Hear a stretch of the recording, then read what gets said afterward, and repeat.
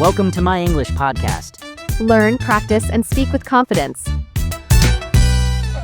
Hey there. Welcome to my English podcast. I'm Max. And I'm Mia. Thanks for being with us today. You're going to love this episode because it's not just about English. It's about something that helps you become a better person too. That's right. We're talking about a secret skill. It doesn't need big grammar. It doesn't need long words. But it can totally change your life and your English. It's called active listening. It sounds simple, but very few people do it well. Think about it. How many times have you talked to someone but felt like they weren't really listening? Or maybe someone was talking to you, but you were already planning what you'd say next. We all do it sometimes. But today, we're going to help you change that. Because when you become an active listener, everything improves. Your relationships, your English, and even your confidence. And we have the perfect person to guide us, our expert, Mrs. Tina. Hi, Max. Hi, Mia. And hello to all our lovely listeners.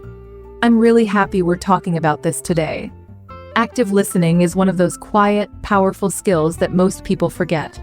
But it's also one of the fastest ways to improve your English and become more connected to people. Let's start with the basics. What is active listening? Active listening means giving your full attention to someone who is speaking. You're not thinking about what you want to say next. You're not checking your phone. You're really focused on their words, their tone, and what they're feeling. So it's not just hearing the words? Exactly. It's about understanding the message behind those words. It's also about showing the other person that you care. Okay, but how does that help us learn English? Great question. When you listen actively in English, you start to understand real speech. Not just textbook examples, but the way people actually talk. You hear how emotions are expressed. You pick up natural phrases. You also learn to pause, ask better questions, and respond in ways that make people feel heard. I've noticed that too. When I stopped worrying about what to say next, I actually heard more. It made conversations feel easier. Yes. Active listening removes pressure. You don't have to speak all the time to be a good communicator. Sometimes being quiet and present is the most powerful thing. So, what does good active listening look like? I like to teach it in 3 very simple steps. First, be fully present. That means looking at the person, not your phone, not your thoughts. Second, show that you're listening. You can nod, say short phrases like, I see, really? Or wow, tell me more. And third, respond thoughtfully. Ask a follow-up question or say something that shows you understood. That sounds doable. Can we try a little example? Okay, Mia, you tell me something, and I'll try to be an active listener. All right. This morning was so crazy. I missed my alarm, spilled coffee on my shirt, and then got caught in the rain. Oh no, that sounds like a rough start. Did anything good happen after that? That was perfect, Max. You reacted with empathy and asked to follow up. You didn't try to change the subject or talk about yourself. I used to do that a lot. Jump in with my own story. Like, oh yeah, one time I was even later. Most people do that. But when you do, the conversation turns away from the other person. Active listening is about staying with them for a little longer. Just a few more seconds of focus can make them feel really understood. It's kind of like giving a gift. That's a beautiful way to say it. You're giving the gift of attention. And people feel it. Especially in this world where everyone is rushing and distracted. I think it also builds trust. Like, if someone knows I'll really listen, they'll want to talk to me more. Yes. And here's the bonus. When they talk more, you get to practice more English. Without even trying. So if I'm not confident in speaking, I can still be part of the conversation just by listening well? Exactly. And when it's your turn to speak, you'll have a better idea of what to say. Because you were truly in the conversation. That's so different from just trying to memorize responses. Yes. Memorizing phrases might help for short-term speaking. But real conversations come from listening, thinking, and then responding naturally. I like the idea of starting small, like maybe asking one extra question in every conversation, or just focusing a little more when someone's speaking. That's a great way to begin. You don't need to change your whole personality. Just start with one moment a day where you really listen. Could be a friend, a teacher, even a podcast like this one. And what about distractions? Phones are a big one. Definitely. If you're on your phone while someone's talking, they feel ignored. And you miss half the message. Even just putting your phone face down can signal that you care. What if my mind drifts, like, I want to listen, but suddenly I'm thinking about dinner or my to-do list? That happens to everyone. The trick is not to judge yourself, just gently bring your focus back. You can even repeat the person's words silently in your head. That keeps your brain involved. This is starting to sound like a skill we all need, not just for English, but for life. It really is. Active listening helps at work, in friendships, in families. People remember how you made them feel. If they feel heard, they feel respected. And that makes us better communicators. Not louder, just better. Beautifully said, Mia. You don't need to talk more. You just need to listen better. I feel like this should be taught in schools. I agree. If we all practiced a little more listening, there'd be less conflict and more understanding in every language. So let's quickly recap the core habits of an active listener, in simple terms. Sure. Here they are. Be present. Put away distractions. Show interest. Use small phrases or body language. Let them finish. Don't interrupt. Respond with care. Ask something kind or thoughtful. That's so doable. No fancy grammar, just presence. Exactly. And in English, it helps you grow naturally. You'll absorb vocabulary, tone, sentence rhythm, everything. I love that. You don't have to study harder, just listen better. I was thinking, this might be the one English skill that works in every situation. Like, whether you're at school, at work, in a relationship, or just chatting with someone in the park. Listening, well, always helps. You're absolutely right, Max. And not just helps, it transforms things. It turns small talk into real talk. It makes people feel seen. And when someone feels truly seen, they remember that moment. That's so true. I remember times when someone gave me their full attention. They weren't looking at their phone, they weren't rushing me, they were just there. It made me feel important. Yeah, it's rare these days. Everyone's in a hurry, even in conversations. We're half thinking about the next thing we have to do. That's why active listening feels like a gift. Because it is. It says, I value you. I care what you're saying.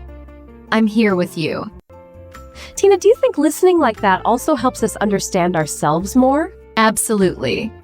When we slow down and listen to others, we also learn to listen to ourselves better. We become more aware of our thoughts, our emotions, even our habits. That makes a lot of sense. I think when I started listening more in English, I also became calmer. Like, I didn't feel like I had to prove something all the time. Exactly. Listening takes the pressure off. You're not trying to be the smartest or the funniest in the room. You're just being present. That presence is powerful. And I think people start to trust you more when you listen like that. They feel safe. They do. Because real listening builds trust. And trust builds connection. And connection is what makes communication meaningful. We've talked a lot about how this helps with learning English, but it also sounds like it helps with just being human. It really does. Think about this. What's one thing everyone in the world wants? To be understood. And listening is how we give that to others. Even if we don't have perfect words or big vocabulary, we can still give that. Yes. That's why I say listening is more powerful than perfect grammar. It's more meaningful than fancy words. It creates real moments between people. I think that's such a relief for learners too. You don't need to know everything. You just need to care. So true. Okay, I have a little question. What do you do when someone talks for a long time and you start to feel tired or overwhelmed? That's a great question. First, be kind to yourself. It's okay to feel that way. Listening takes energy. One trick is to focus on just one thing they're saying. Not every word, just the main feeling or idea. And if you lose focus, it's okay to gently come back. That sounds doable. Like, don't panic. Just return to the moment. Exactly. And if you didn't catch something, you can simply say, "Sorry, can you say that again?" That's honest. And people appreciate honesty. That reminds me, sometimes when I listen in English, I don't understand everything, but I'm afraid to ask. What if I look silly? That's such a common fear, Mia. But here's the truth, asking is not silly. It shows that you care. It shows that you're trying. And most people love that. You can use simple phrases like, "Sorry, I didn't catch that," or "Do you mean?" It keeps the conversation going. I've started using. Can you explain that a little more? It works like magic. People are happy to explain. That's a perfect phrase, Max. And it helps you keep learning too. I think the key is just not pretending. If you don't understand, don't fake it. Yes. Pretending shuts the door, but asking opens it. And the more you ask, the more confident you become. I love how all of this connects. Like, listening makes you a better speaker, but also a better learner, a better friend, even a better version of yourself. That's beautifully said. Active listening isn't just about words. It's about presence, care, and curiosity. Tina, can you share a little routine or exercise someone can do each day to become a better listener? Absolutely. Here's a simple one.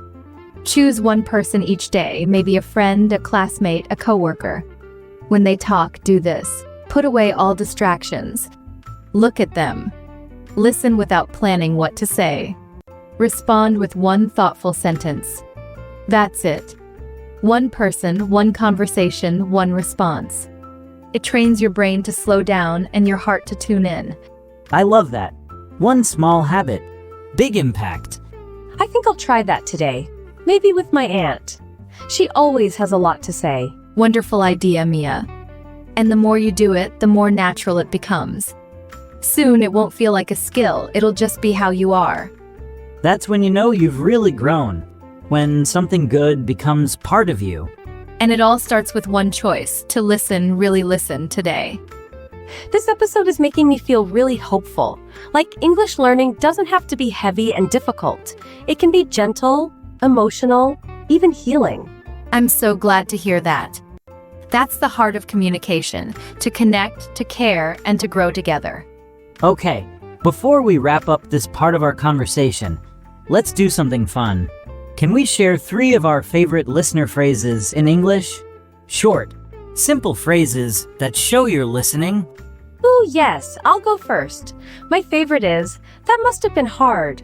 It's kind, and it shows you understand. Mine is, "Tell me more." It's open. It invites the person to keep talking. And mine is, "So what you're saying is," it helps you reflect and confirm you understood correctly. These are so good, and easy to use. That's what I love about this episode. It's all so practical. No big grammar, no long lists. Just simple steps that change everything. That's the power of listening. It doesn't make noise, but it makes impact. I think I'm going to carry that with me forever. Same here. And to everyone listening, we hope you're feeling inspired to go out and listen better, in English and in life. You know what's funny? I used to think speaking was the most powerful part of a conversation. But now I feel like maybe listening is where the real magic happens. I couldn't agree more. Speaking is what people hear, but listening is what people feel. That feeling stays with them long after the words are gone. That reminds me, I once had a classmate who never spoke much. He was quiet, but when he listened to you, it was like nothing else existed. You felt like the most important person in the world. That's so true. I've met people like that too.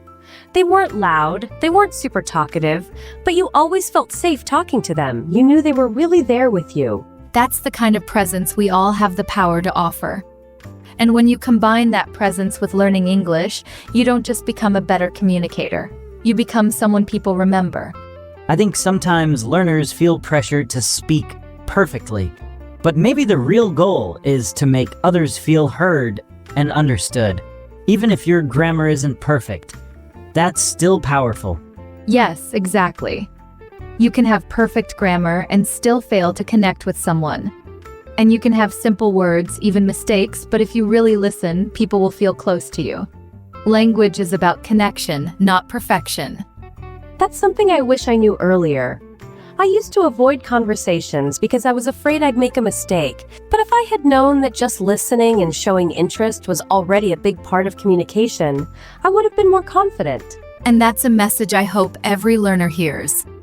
You don't have to wait until your English is good enough to connect with people. You can start today with presence, with kindness, and with curiosity. So Tina, if someone's listening right now and they want to build the skill more intentionally, what's one routine or practice they could try at home? Great question. Here's one simple exercise anyone can do. At the end of each day, think back to one conversation you had. It could be with a friend, a family member, a coworker, anyone. Now ask yourself 3 questions. Did I give them my full attention? Did I let them finish before I spoke? Did I show that I understood what they were feeling? Just reflecting on those 3 things can help you become more aware. And awareness is the first step to change. I love that. It's like building a habit, but softly. Yeah, no pressure. Just gentle reflection. Exactly. And if you want to take it one step further, you can even write down one sentence that you could have said to make the person feel more heard. Something like, "I hear you," or "That must have been tough." That way, you start building your emotional vocabulary too. That's such a helpful practice. It's not just about English, it's about being human in a thoughtful way. And the cool part is, the more you do it, the more natural it becomes. Like muscle memory. Yes, it starts as practice. Then it becomes part of who you are. I'm definitely going to try that reflection routine. Even if I just do it once or twice a week, I think it could help me grow a lot. Same here. And I think it makes us more present in the moment too. Like, the next time I talk to someone, I'll probably be more aware of how I'm listening. That's the beauty of it. When you practice listening, you also practice patience. And when you practice patience, your relationships deepen. Your English improves. And you become more grounded. Tina, you always make things sound so calm and clear. It's like a little reset for the brain. Thank you, Mia. That means a lot. And I hope everyone listening knows that small steps count. You don't need a big plan. Just one moment of real listening a day is a wonderful place to begin. Before we end today's chat, can we go over some really practical listening phrases one more time? Just so our listeners can take them and try them today? Yes, let's do it. I'll start. One of my favorites is, "That sounds like a lot." It's simple, but it shows you're really paying attention to what someone just shared. Mine is, "What happened next?" I like it because it invites the other person to keep talking, and it works in so many situations. Both of those are great. Here are a few more. I can imagine how that felt. Do you want to talk more about it? Thanks for sharing that with me. These phrases are short, gentle, and perfect for both English practice and emotional connection. And they're not hard to remember. That's what I love about them. They don't need grammar lessons or textbooks, just a little heart. That's exactly it. The best language is honest and human. And when you listen well, your words naturally become more kind and thoughtful too. This episode made me feel so peaceful. It's like we've all been rushing through language, and now we're slowing down to feel it. Yeah, like learning to live in English, not just speak it. I love that. Living in English. That's the goal. And to all our listeners, remember, you're already doing great. Just the fact that you're here, listening to this, means you care about growing. And we're so proud of you. Keep listening. Keep connecting. You're learning more than just words. You're learning presence, patience, and people. And we'll be here with you every step of the way. That's it for today's episode. We hope it left you feeling calm, inspired, and ready to practice a little more listening today.